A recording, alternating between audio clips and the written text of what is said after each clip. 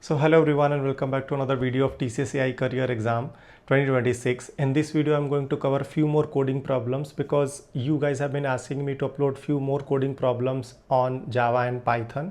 So in this video I'm going to cover a few additional questions because in my last video I've covered only one question from the Java and one question from the Python, and also I covered few details about the web development. But in this video I will be showing you two more coding problems from Java and two more coding problems from the Python, so that you will be able to practice more. And these questions were asked in stage 2, so I have collected these questions from the people who already attended the stage 2 exams, right? So before we jump and see those questions, you guys have been asking me one thing which you need to be very aware of, that many people started receiving two emails with respect to the stage 2 clearing. First they received the stage 2 clearance email, and post that they received the stage 2 rejection email. So I connected with few folks who got the same, and they raised the ticket on TCS portal, and they got the response from the TCS team that this was a glitch from the TCS team, and if you have received two emails, one clearance and one rejection, then it means that you have cleared that round. But still I will say that go ahead and raise a query. I will paste that email ID. It's in dot service desk. I will paste that proper email ID in my comment section, which will be pinned in this comment section, so you can check that and you can raise your query to that email, right? So without any further delay, I will get into my laptop screen and then I will show you all these questions. Don't skip anything because I will be also showing the problem as well as the solution. So let's get into the my laptop screen and let me show you all these things in detail. Okay, all right everyone, so I hope my screen is visible properly. So let's start with the Java problem first. So when I will be sharing this document, I will properly heading I'll mention that this is for Java. So this question is first for the Java. So first two problems is for Java and then another two problems is for Python. So let's start with the Java problem first. So this question is rearrange duplicate elements adjacent to each other. So this was the question, and the question was like there was a given array of integers, rearrange the elements such that all duplicates element are placed adjacent to each other while maintaining the order of first occurrence of each element, right? So for example, if our input is 5 4 1 5 9 1 2, so it has to be 5 5 4 1 1 then 9 and then 2. So how, if I have to explain you this problem, the 5 first comes first. So it's not only that you have to keep all the elements together, but you also have to make sure that if you see this, while maintaining the order of the first occurrence of each element, right? So first, for example, 5 is coming, so 5 we need to check, and then we have to bring 5 all the 5s together. Then 4 we need to check, 1 we need to check, 5 we already taken care of, then we check 9, then we check 2, right? So this way. So coming to the Java solutions, I have already attached the solution here in the document. So one thing that you need to remember is for every problem that you are getting in TCS AI Career, you have to write the coding from the scratch, right? Scratch as in you have to write all this public static void main, class main, everything you have to write from the scratch. There is no code that is given, right? Even the inputs you need to take from the user. So you need to use the scanner, as we know that, right? So if I have to explain you this code properly, first we have used the utility, we have import the utility because all the packages are from the currently utility that we are utilizing. Then we have the main class declaration, then we have public static void main. I will be going a bit fast. Probably if you find any difficulties, you can let me know in the comment section, or probably you can ask me on my Instagram as well, right? Then what we have done is we have created a scanner class object so that we can take the input from the user. Then as we need to take the integer input, we are utilizing sc.next int of, so that we can take the input from the user. And we have created an array of size n. Then what we have done is we have initialized like take array element from the user. So we have got the array input from the user using the sc.next int of, right? So and we have stored it in ARR, right? Now what we have done is we have created a linked hash map to store the frequency while also maintaining the assertion order, that we know that for that we are utilizing the linked hash map, right? And the key will be integer, value will also be the integer. Then what we are doing is we are putting the value and we are utilizing get or default here, the method. I hope you are already aware, because I am not going to explain each and everything in detail here, it will take a lot of time. So what we are doing, we are putting the number which we are getting from this array one by one, and then we are putting get or default num comma 0, which will start from the 0th index, and then it will increase one by one, right? So it will count the frequency of every element, right? Then if I scroll down, then we are utilizing again, we are traversing through all map entries that we have got, and from that we are getting the key and the count. So it will store the elements and its frequency. So key will give us the element and the frequency of that element, right? Then what we are doing in the last for loop, what we are doing, it was printing the element, the number of times that it has come, right?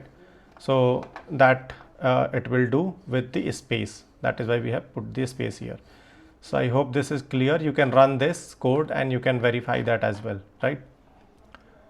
Now coming to our second problem, which is the maximum execution in circular buffer. So this is the problem number 2 for the Java. So here what it says is, consider a circular buffer containing number from 0 to n. Okay. When an element at position x is executed, for example, we have x, x minus 1, x plus 1 are also removed from the circular buffer. Okay. For circular behavior, if x is equal to 0, then positions n and 1 are considered neighbors, right? The task is to select position in such a way that maximum value is executed, right? So okay, then the input we have got is m is equal to 4 and n is equal to 10. Okay, and the sample output is also given 120, and then input given here is 200, and the output we have got is 440, right? So we will see that problem, circular buffer problem, and we will I have also provided the coding solution for that. You can go through this, but for that we have just okay, let me see. Okay, I think I missed. Okay, no, it's there. Calculate max execution. Fine. So what exactly we need to do here is, so first we will see the code one by one. So what we are doing here is, first again we have the utility package, which is here on the top. Okay, then we have created a class main. So under that main class we have created a method calculate max, which we'll see at the end. First we will start, because we know that it starts from the main method execution. So we'll first see the main method. So program execution will start from the main method. We have again created an object of scanner class, for which we are taking the two inputs. Both are type integer. One is m and n, as we know that here we need to take two input, m and n. So we have taken two input and we have stored it in m and n. Then we are calling the calculate max execution and we are passing the m and n value. Now let's see that what exactly calculate max execution will do. So here we have created this some variable integer type, which will store our total sum. So what exactly it is doing, it is iterating from 1 till the value n, and it is increasing I plus plus. So whatever the sum that we are getting at the end, what we need to do, for example, we will be calculating sum from 1 to n. Whatever the value that we have got of n, we will be first getting this sum. So for example, we have got some value in the sum. So at the end, what we'll be doing, we will be calculating maximum execution value. So maximum execution value, for that we have this sum into m value minus m into m minus 1 into n by 2. So okay, so this will return the maximum execution value for the particular method, right? So if you have any questions or you want detailed explanation on this, I'm not going too deep on this part. But if you find any difficulties here, you can let me know. I'll explain this properly, right? So these questions were asked already in stage 2. Apart from that, and also while sharing the questions, people might have forgot adding few details. So if you think that there are few things which is missing from the questions, people might have forgot while sharing those questions with me, right? But when you will get the questions, you will have the proper details with you, so that you won't get confused, right? Now coming to the Python problem. So first Python problem that we have is the land jumper counter. So this is our first Python problem. So what exactly this says is, a person owns a piece of land marked with number points starting from 0. Standing at point 0, the person can jump 1, 2 or 3 steps at a time and wants to reach a target point n. Okay. Your task is to find the total number of distinct ways to reach point n from point 0. The input format here is a single integer n. The target point to reach. So this is the target point to reach, which is the value input format n. Okay. Output format here is a single integer representing the total number of distinct way to reach point n. So this is what we need to find. So let's see this Python code. So first we have defined the function to calculate total ways. Okay. Here. So then we are checking if n is equal to 0 or n is equal to 1, then return 1. If n is equal to 2, then return 2. Because if target is 0 or 1, there is only one way which exists, right? So, and if target is 2 here, so what we know is, let me just highlight this. So for example, so you know here if n is 0 or n is 1, so that means we know that there is only two ways. Like here we know that target is 0 or 1, so there is only one way, sorry, to get this target, right?